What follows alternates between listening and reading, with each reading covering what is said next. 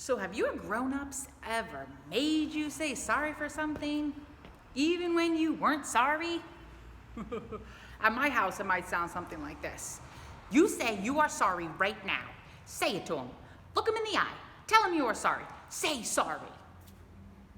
And the response might be something like, sorry, or sorry, or I am sincerely sorry even though you deserved it. Why do we grown-ups do this to you? Why do we force you to apologize when you are not sorry? The main reason is we really want you to be sorry when you do something wrong. We want you to be sorry. And not only do we want you to be sorry, we want you to be willing to humble yourself and admit that you were wrong.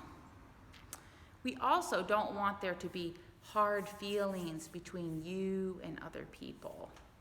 When you don't apologize, that's what happens. There are hard feelings and it builds up. Have you ever had a splinter in your foot or in your hand that you weren't able to get out right away?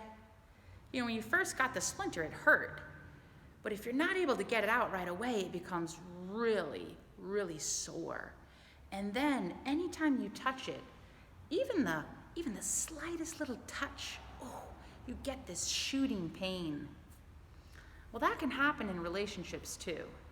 You could be in a relationship with your siblings or your parents or your friends or your aunt or your teacher, and then something rough happens. Something like a fight or an argument or some unkind words. And then if there isn't an apology, you create a little wound between you, a little wound that gets sore. And then going forward, if you have any kind of poor interaction, even the littlest slight between you, boy, it explodes. It feels so much bigger.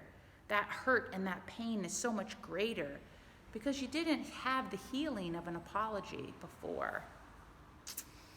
So to keep things right between you, you need to apologize. Now, what does the Bible say about this? In the Gospel of Matthew, it talks about if you ever remember that there is someone that has something against you, there's something going wrong between you and another person, you're supposed to drop what you're doing and go and be reconciled to that person. And reconciled means you're supposed to go and make that right. And that comes through apology. Drop what you're doing and go and apologize. Apologies are so important.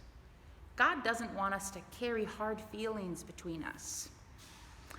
But there are things that keep us from apologizing.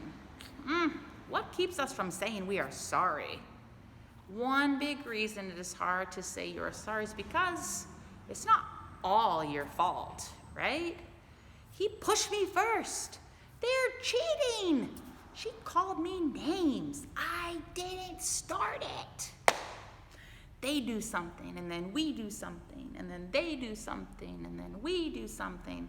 And in the end, we don't apologize because we're so focused on what the other person has done and how they hurt us.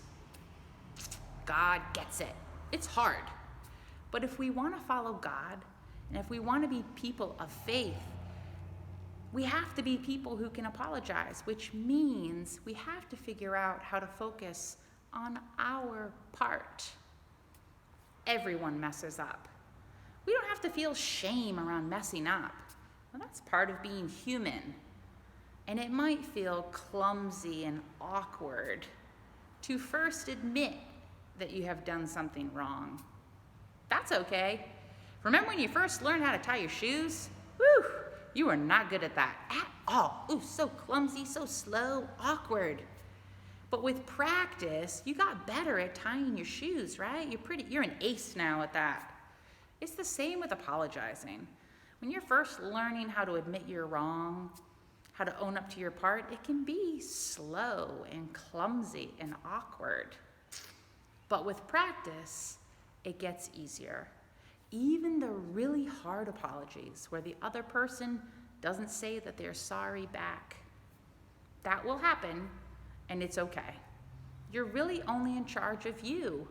You are in charge of your response in the situation. I'll tell you, when I apologize, it's for a blessing for the other person, and it's also a blessing for me. I almost feel like I'm a little bit lighter, like my heart's not carrying that heaviness around anymore. I open myself to restoring the connection between me and the other person. It's so important. So take a bit of time and see if there's a wound between you and someone else that needs the healing of an apology. See if you can focus on that this week. Be with me in prayer. Redeeming God, we know that you're all about connection. Help us to restore the broken connections between siblings, between spouses, between families, between races, between churches, between faiths. Help us to acknowledge our part in conflict and to be willing to apologize. Amen.